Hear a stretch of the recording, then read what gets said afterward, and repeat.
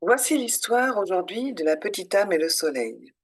Pour comprendre qu'est-ce que l'âme et qu'est-ce qu'elle nous apporte en fait, qu'est-ce qu'elle est venue faire sur Terre, qu'est-ce qu'elle est venue créer, pourquoi elle est là, pourquoi elle vit toutes ces choses et pourquoi on a l'impression d'avoir aucun contrôle là-dessus.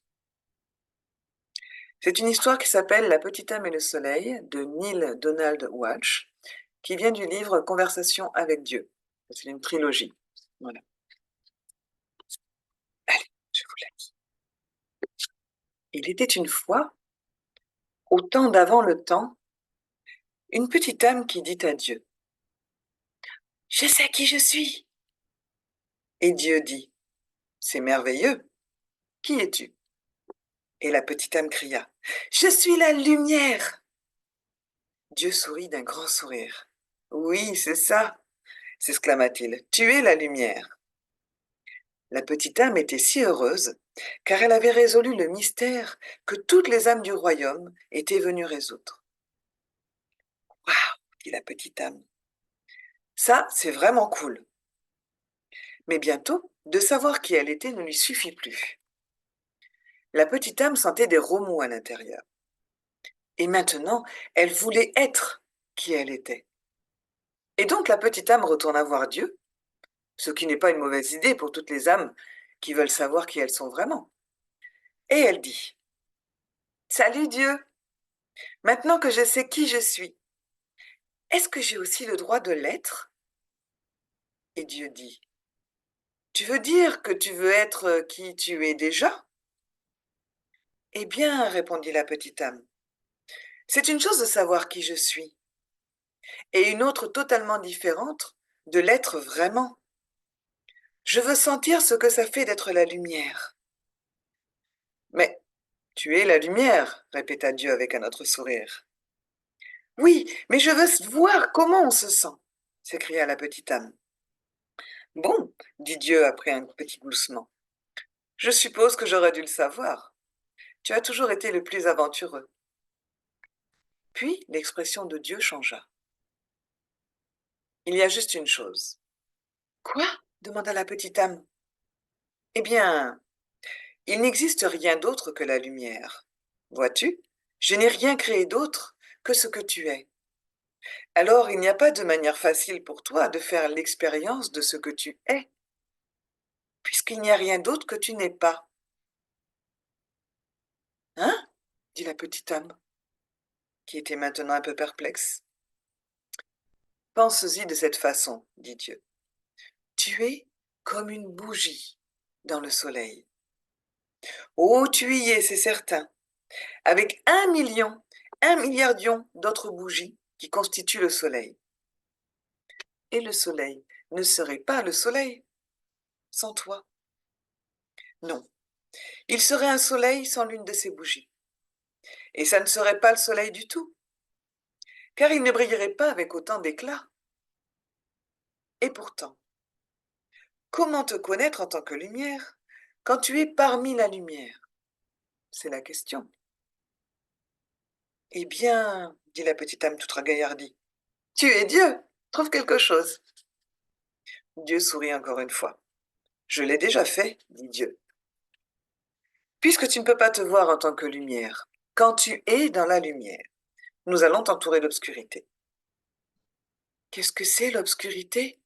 Demanda la petite âme. Dieu répondit. C'est ce que tu n'es pas. Est-ce que j'aurais peur de l'obscurité? S'écria la petite âme. Seulement si tu le choisis, répondit Dieu. Il n'y a vraiment rien à craindre, à moins que tu ne le décides. Vois-tu, nous inventons tout ceci. Nous faisons semblant. Oh, dit la petite âme, et déjà elle se sentait mieux. Puis Dieu expliqua que pour faire l'expérience de quoi que ce soit, son exact opposé allait apparaître. C'est un grand cadeau, dit Dieu, parce que sans cela, tu ne pourrais pas savoir à quoi ressemble quoi que ce soit. Tu ne pourrais pas connaître le chaud sans le froid, le haut sans le bas, le vite sans le lent. Tu ne pourrais pas connaître la gauche sans la droite, ici sans là-bas, maintenant, sans jadis. Et donc, conclut Dieu, quand tu seras entouré par l'obscurité, ne brandis pas ton poing et n'élève pas ta voix et ne maudis pas l'obscurité. Sois plutôt une lumière vis-à-vis de l'obscurité et ne sois pas fâché de cela. Alors tu sauras qui tu es vraiment et tous les autres le sauront aussi.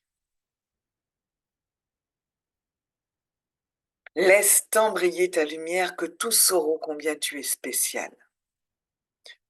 Tu veux dire que j'ai le droit de montrer aux autres combien je suis spécial? S'écria la petite âme. Bien sûr, dit Dieu en gloussant. Tu en as tout à fait le droit. Mais souviens-toi, spécial ne veut pas dire meilleur. Tout le monde est spécial, chacun à sa façon. Et pourtant, bien des autres ont oublié cela. Ils ne verront qu'ils ont le droit d'être spécial que si toi-même, tu reconnais que tu as le droit d'être spécial. Waouh, dit la petite âme, dansant et sautillant et riant et sautant de joie. Je peux être aussi spécial que je veux. Oui, et tu peux commencer tout de suite, dit Dieu, qui dansait et sautillait et riait avec la petite âme. Quelle partie du spécial veux-tu être? Ah, quelle partie du spécial? Répéta la petite âme. Je ne comprends pas.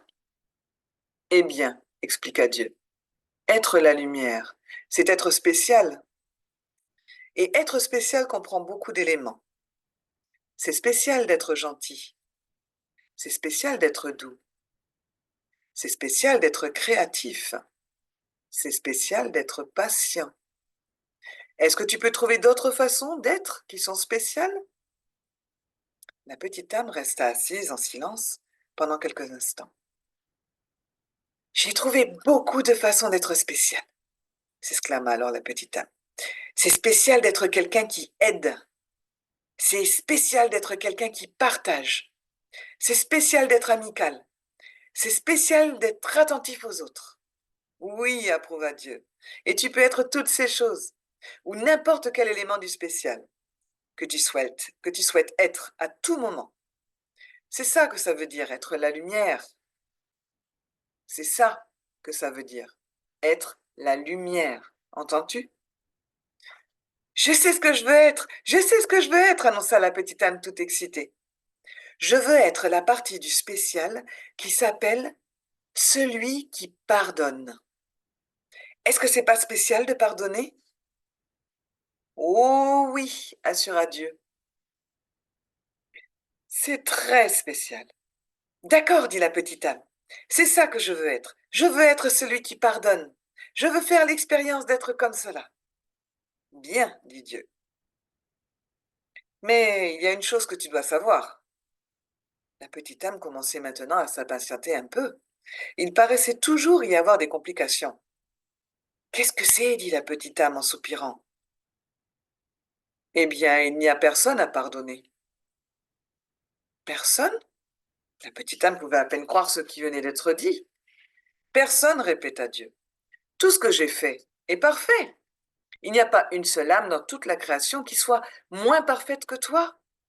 Regarde autour de toi. C'est alors que la petite âme réalisa qu'une large foule s'était réunie. Des âmes étaient venues de près et de loin de tout le royaume, car la nouvelle s'était répandue que la petite âme avait cette conversation extraordinaire avec Dieu. Et chacun voulait entendre ce qu'il disait. Regardant les innombrables autres âmes réunies là, la petite âme dut acquiescer. Aucune ne paraissait moins merveilleuse, moins magnifique ou moins parfaite que la petite âme elle-même. Tel était le prodige des âmes réunies autour d'elle, et si brillante était leur lumière, que la petite âme pouvait à peine les regarder. Alors, à qui pardonner? Demanda Dieu. Bah, ça ne va pas être drôle du tout, grommela la petite âme. Je voulais faire l'expérience d'être celui qui pardonne. Je voulais savoir quel effet ça faisait d'être cette partie-là du spécial. Et la petite âme apprit ce que c'était que d'être triste. Mais juste à ce moment-là, une âme amicale s'avança de la foule. « Ne t'inquiète pas, petite âme, dit l'âme amicale, je vais t'aider. » « Tu vas m'aider ?» La petite âme s'illumina. « Mais qu'est-ce que tu peux faire ?»« Eh bien, je peux te donner quelqu'un à qui pardonner, tiens. »« Tu peux ?» ?»« Certainement, gazouilla l'âme amicale. Je peux venir dans ta prochaine vie et faire quelque chose que tu pourras pardonner. »« Mais pourquoi? Pourquoi ferais-tu cela ?» demanda la petite âme. « Toi qui es un être d'une telle perfection achevée, toi qui vibres à une telle vitesse, que cela crée une lumière si brillante que je peux à peine te regarder. Qu'est-ce qui pourrait te faire vouloir ralentir ta vibration à une telle vitesse que ta brillante lumière deviendrait sombre et dense? Toi qui es si léger, que tu danses sur les étoiles et que tu te déplaces à travers tout le royaume à la vitesse de ta pensée.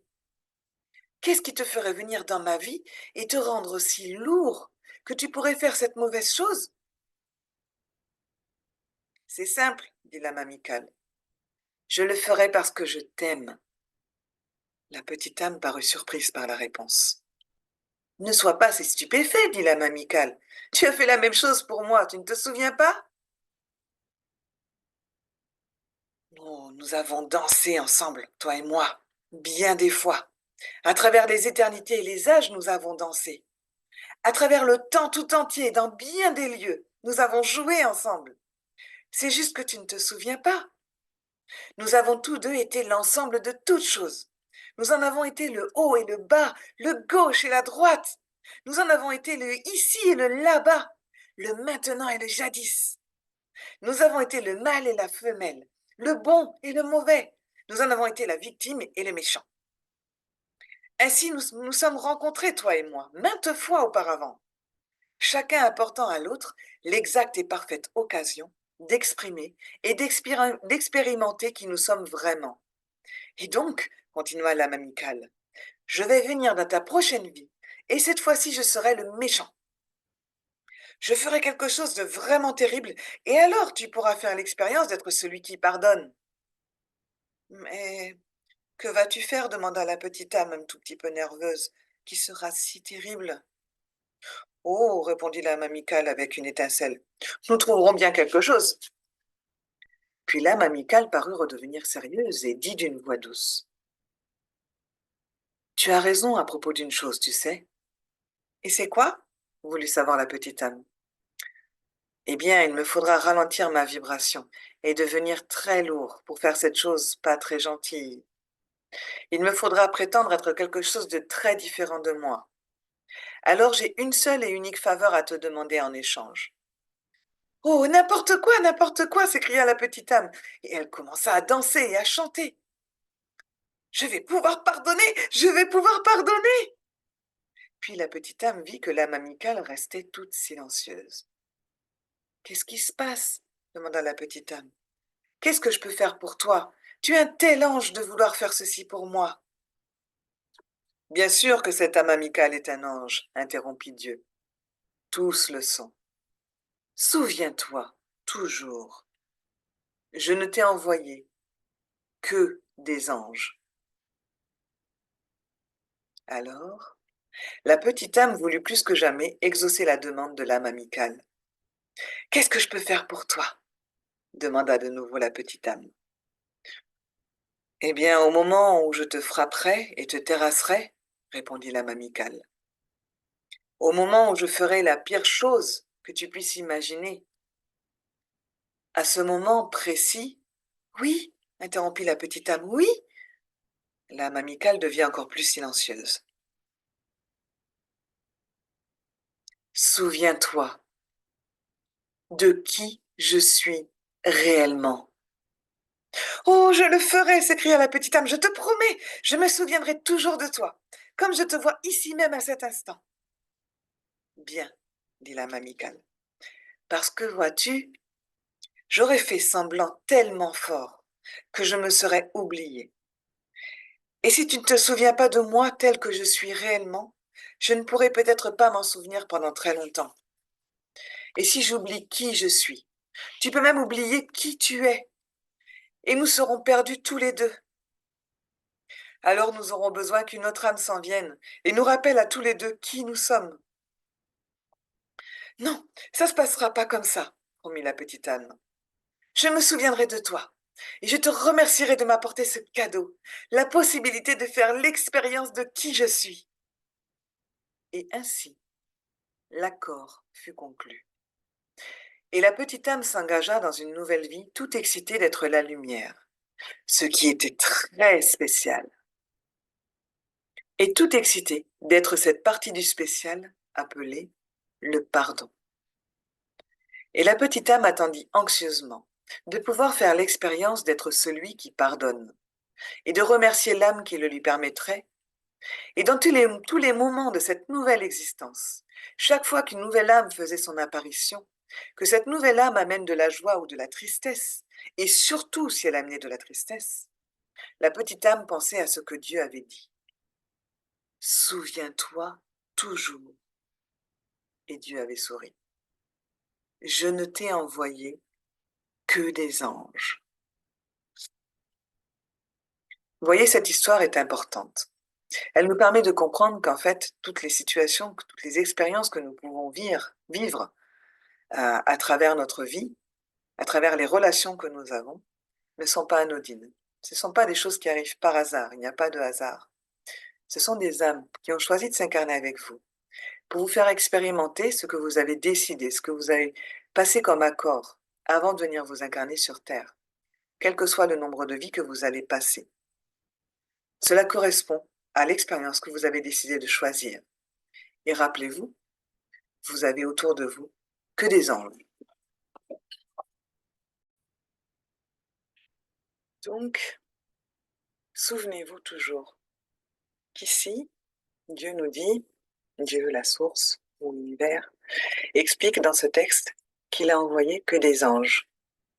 C'est par choix, c'est un choix que nous avons fait nous-mêmes avant de nous incarner, d'incarner cette âme en fait dans un corps humain, pour faire cette expérience terrestre, cette expérience d'être qui nous sommes vraiment, avec des relations que nous allons avoir. Et c'est là où c'est important de prendre conscience que c'est de notre responsabilité. Tout ce que l'on vit, ce n'est pas quelque chose que l'on doit subir. Il faut prendre conscience que c'est quelque chose que nous avons décidé en amont, avant de venir nous incarner. Donc, quelles que soient les relations que nous avons, quelles que soient les choses que nous vivons, rappelons-nous toujours qu'il nous appartient en fait de le vivre bien ou de le vivre en comprenant quelle est la leçon, qu'est-ce que nous sommes venus expérimenter de spécial dans cette incarnation. Voilà, la petite histoire est finie. Je vous dis à bientôt.